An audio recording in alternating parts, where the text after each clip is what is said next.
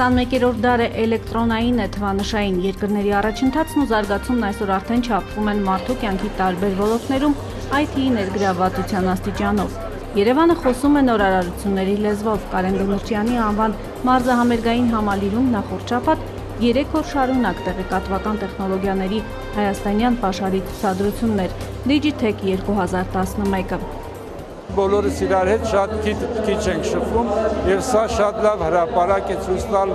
այս վերջին տարում տեղի ունեցած հաջողությունները։ Այս ցուցահանդեսը միջավայր է, որտեղ հանդիպում են բարձր տեխնոլոգիաների ընկերությունները, գործարար սպառողները եւ հասարակությունը։ Էքսպոն նաեւ հաջողակ շուկայական հարթակ է, որտեղ ծնվում են բիզնես գործարքներ։ Digitech 2011-ը թվով 7-րդն է։ Տեղեկատվական ոլորտի մասնագիտացված այս ցուցահանդեսի ավանդույթը դրվեց 2005-ից։ Եթե առաջին ցուցահանդեսին միայն 5000 այցելու կար, ապա Digitech 2011-ի ցուցանիշները շատ ավելի ներկայացուցչական են։ Հայաստանյան տեխնոլոգիական առաջարկներին ծանոթանալու էր եկել ավելի քան 18000 մարդ։ Այս տարի մենք ունեցնենք 70% աճ, 68 ընկերության փոխարեն անցած տարվա ունենք 115 ընկերություն։ Այստեղ հաճախորդների հետ շփվելուց նաև մեր մոտ առաջանում են նոր բիզնես գաղափարներ, որոնք ծառայելու են հաջորդ լուծումների համար, որը մենք ցույց կտանք նաև հաջորդ տարի։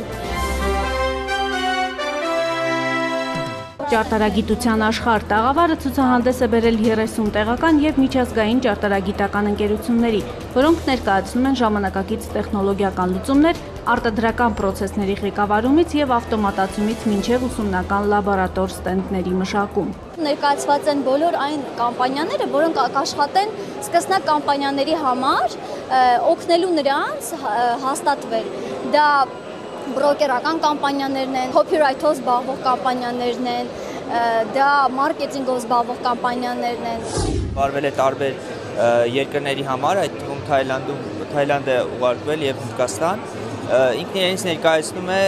hardware in the loop, այսինքն սարքը հետադարձ կապում համակարգ։ Այս մեխանիզմը 3 ամսական է, մոդելավորում է մեքենայի շարժիչը եւ կապ հաստատում կառավարման համակարգի հետ։ Սա նշանակում է շարժման ընթացքում շարժիչից եկող ազդանշանը ցույց է տալիս մեքենայի վարքի բոլոր տվյալները։ Մեքենաշինության ոլորտում տարբեր խնդիրների լուծմանն է ուղղվելու Rafa Solutions նորաստեղծ ընկերության գործունեությունը։ Ճարտարագիտության աշխարհում նրանք նորեկ են։ Ընկերությունը ամիսների կենսագրություն ունի։ Ժամանակը ցույց է տալիս, որ շատ ասիական երկրներում մանավանդ շատ արագ է զարգանում մեքենաշինությունը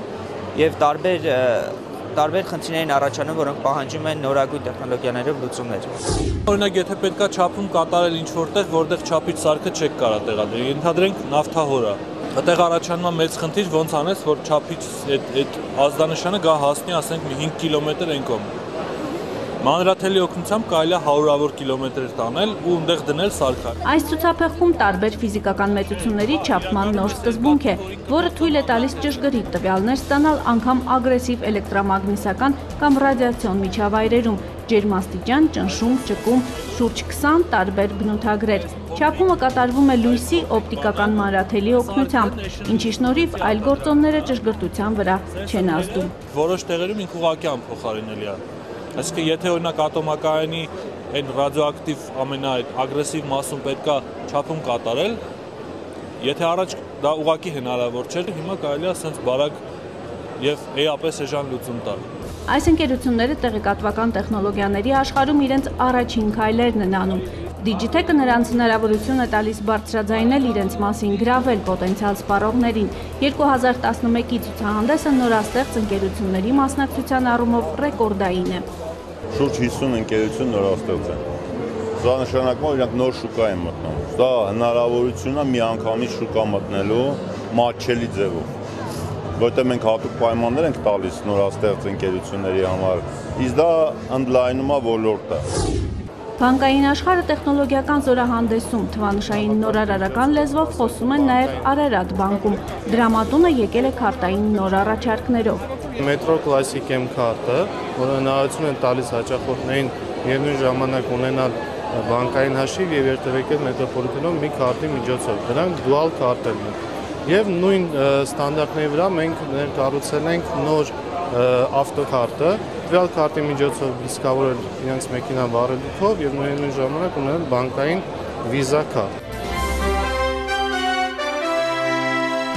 Հայաստանը տիրապետում է ժամանակակից տեխնոլոգիական լեզվին, IT ոլորտը առաջ է գնում։ Բարձրագույն տեխնոլոգիաների հարթակում այսօր արդեն 350 ընկերություն կա։ Ներգրաված է շուրջ 5500 մասնագետ, 5 անգամ ավելի քան 10 տարի առաջ։ 2010-ին ոլորտը $200 միլիոն հասույթ է ունեցել, արձանագրվել է 20%-անոց աճ։ Համախառն ներքին արդյունքի մեջ իր տեսակարար կշռով այն այսօր համադրելի է հանքահումքային արդյունաբերության հետ։ Արդեն ավանդաբար ցուցահանդեսն անցկացվում է վարչապետի բարձր հովանու ներքո։ 2005-ին կառավարությունը տեղեկատվական տեխնոլոգիաների եւ հեռահաղորդակցության ոլորտը հռչակեց որպես գերակա ուղղություն։ Կառավարության եւ ոլորտի համագործակցության շնորհիվ տնտեսությունն արդեն ունի ժամանակակից տեխնոլոգիական շարժիչ։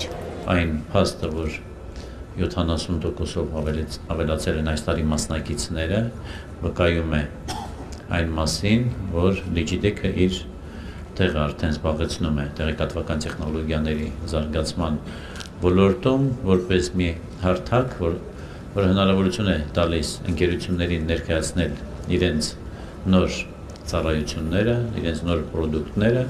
միևնույն ժամանակ պատկերացում կազմելու, թե այս ոլորտը ինչ տեմպերով եւ ինչ ուղղություններով է Հայաստանի Հանրապետությունում զարգանում։ Տեխնոլոգիական ցուցահանդեսում նաև հեռահաղորդակցության ոլորտն է։ Հայաստանը կառուցում է տեղեկատվական հասարակություն, որն առանց բարդության հասկանում է տեխնոլոգիաների լեզուն։ Այսօր արդեն կարող ենք արձանագրել ինտերնետ հասանելիության ճգնաժամը հաղթահարված է։ Միայն 2010-ին Հայաստանում վաճառվել է շուրջ 90,000 համակարգիչ, 2009-ի 28,000-ի դիմաց։ Հայ ինտերնետասերների թիվն էլ նախորդ տարվա դրությամբ 1,400,000 է, այսինքն բնակչության 47%-ը օգտվում է ինտերնետից։ Եթե 2008 թվականին ինտերնետ կապի գինը 1 մեգաբիտ վայրկյանի համար 1,200,000 դրամ էր, ապա 2011-ին այն արժե 50,000 դրամ։ Այս մասին հայտարարեց վարչապետ Տիգրան Սարգսյանը արդեն 2 օր անց Armtec ֆորումի ընթացքում։ Սա ամենաէական եւ արմատական փոփոխությունն է, որը ինտերնետը դարձնում է հասանելի մեր քաղաքացիների համար։ Եթե 2008 թվականին Հայաստանում ինտերնետից օգտվում էր 80,000 մարդ, ապա 2011 թվականին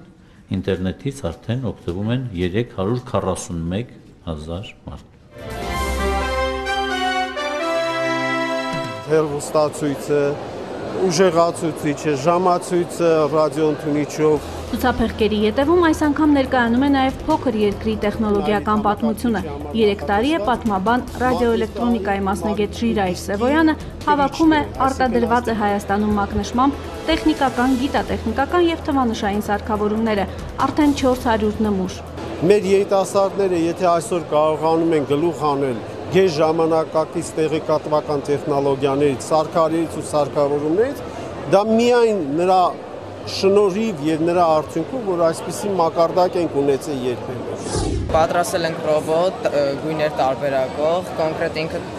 որոշում է թե որ գծի վրա է գտնվում, այսինքն կարմիր կապույտը ծիրանագույն եւ շշերի գույնն է որոշում, եթե կապույտը բերում է կապույտ գծի վրա։ Ցուցահանդեսային այս հատվածում նրանք են, ովքեր վաղը ծնունդ են տալու խելացի տեխնոլոգիաների նոր սերնդին։ Օրինակ, ճարտարագիտությունը սկսվում է դպրոցում, սա արդյունավետ ճշմարտություն է ընդհանուր առմամբ, իսկ տեխնոլոգիական եռօրյայի ընթացքում նաեւ համանուն տաղավար։ Միտում ունի երեխաներին դեռ դպրոցական վաղ հասակից ծանոթացնել ճարտարագիտության հետաքրքիր մասնագիտության հետ եւ կողմնորոշել նրանց դեպի այդ մասնագիտությունը եւ ոչ թե ոչ միայն հայ երեխաները դառնան իրավաբաններ ու տնտեսագետներ, այլ նաեւ ընտրեն ճարտարագիտությունը որպես ուղղություն եւ տեսնեն դրանում իրենց ապագան։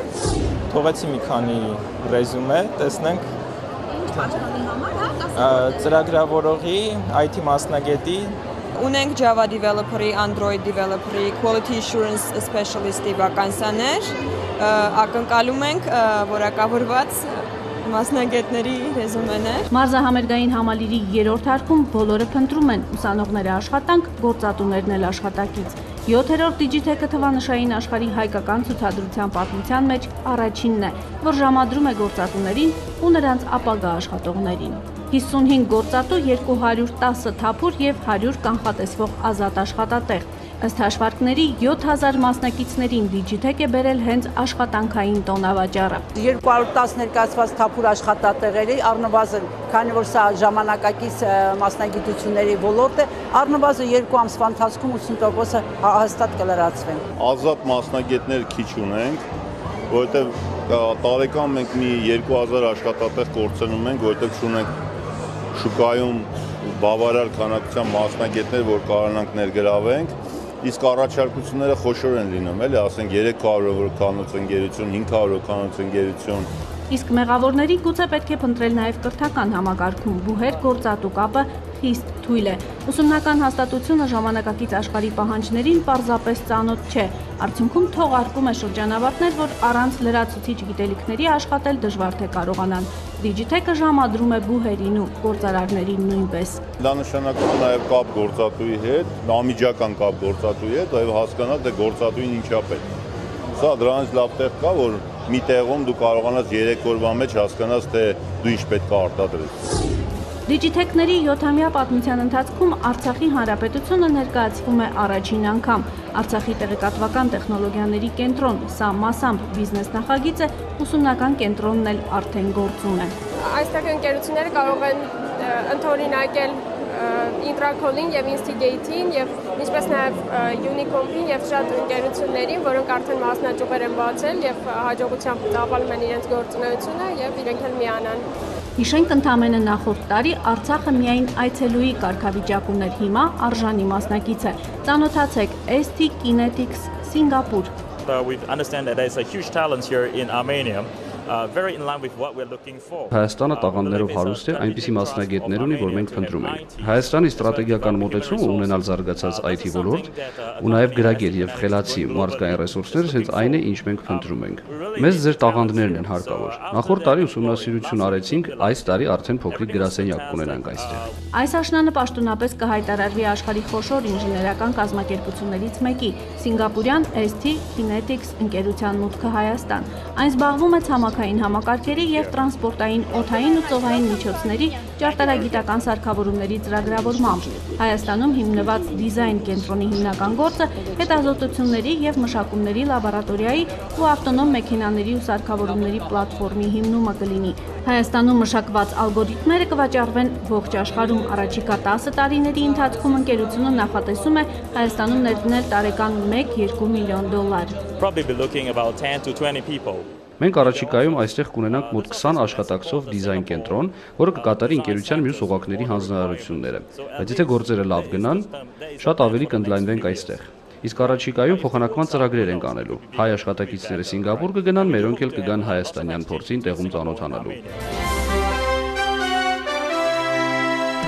Վերջին օրերը շնչում են բարձրագույն տեխնոլոգիաների մասին խոսք ու զրույցով։ Ցուցահանդեսային փեղկերից դեպի քննարկումների սեղան։ Երեք մեկնարկել է նաև Armtech Congress 2011 4-րդ համաժողովը, գործարար կապերի ամրապնդում, ներդրումների խթանում, սովորել անցյալից, բացահայտել ապագան։ Այս խորագրով համաժողովը նպատակ ունի գտնել ուղիներ բարձր տեխնոլոգիաների ոլորտի շարունակական զարգացումն ապահովելու համար։ Հայաստանն ունի դրա համար անհրաժեշտ ամենակարևոր ռեսուրսը՝ տաղանդաշատ մասնագետներ։ Այս գործոնը հնարավորություն է տալիս մասնագիտանալ ծրագրային բարդ արտադրանքներ տալու մեջ։ Վարչապետը խոսում է օրինակներով։ Գյումրու տեխնոպարկի շրջանակներում 2011 թվականի ամռանը բացվել է D-Link International կազմակերպության ծրագրային մշակումների տարածաշրջանային լաբորատորիան։ Մեր ամենաթանկ կապիտալը որակյալ աշխատանքային ռեսուրսն է, ահա թե ինչու պետականորեն խրախուսվում են ապագա որակյալ մասնագետների պատրաստման տարբեր գաղափարներ։ Արդեն 1 տարուց ավելի գործում է Microsoft ինովացիոն կենտրոնը։ Երևանի պետական համալսարանում էլ 1 ամիս անց կբացվի հայ-հնդկական ուսումնական կենտրոնը։ Այն կգործի Հայաստանում տեղեկատվական տեխնոլոգիաների մասնագիտական ուսուցման եւ այդ ոլորտում գիտահետազոտական աշխատանքների իրականացման համար հատուկ միջավայր ձևավորելու առաքելությամբ։ Կենտրոնում է տեղակայվելու հնդկական պարամ